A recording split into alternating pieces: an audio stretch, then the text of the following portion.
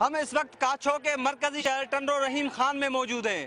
اس وقت کاچھو میں قحط پڑا ہوا ہے، لوگوں کی جو گزر سفر کا ذریعہ ہے ان کا مال مویشی اور زمینیں تو آباد ہو نہیں سکی، برساتیں پڑی نہیں ہیں، لہٰذا مویشی بھی مر رہے ہیں بھوک کی وجہ سے۔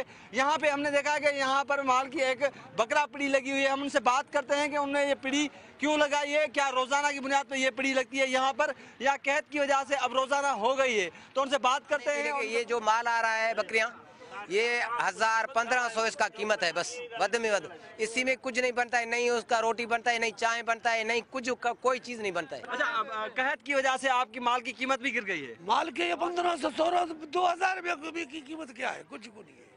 اچھا، ان کا کہنا ہے کہ قحط کی وجہ سے مال کی قیمت بھی گر گئی ہے، کوئی لینے کو تیار نہیں، سب بیچنے کے چکر میں، کوئی لینے والا آئے تو ان کی قیمت بھی بڑھے۔ چاچا آپ بتائیں کہ آپ کی کتنی زمین ہے؟ زمین تھوڑا ہے، آباد ہے؟ آباد نہیں ہے، بر میدان لگا پہ کاش ہے کوئی تو کیا آپ ٹیوب ویل وغیرہ لگائے نا؟ بس اللہ دین دے روز کرا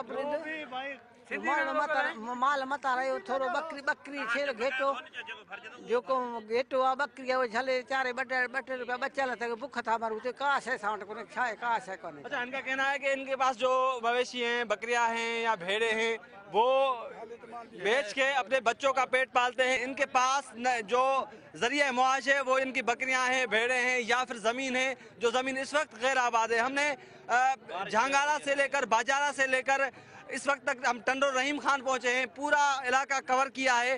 حکومت کو چاہیے کہ فوری طور پر ان علاقوں میں پانی، کھانا، اناج، گندم اور بکریوں یا ان کے جو مویشی ہیں ان کے لیے چارے کا انتظام کرے، تو ہی کچھ صورتحال بہتر بن سکتی ہے، نہیں تو کچھ ہی دنوں میں اگر صورتحال بہتر نہیں بنی تو انسانی المیہ بھی جنم لے سکتا ہے۔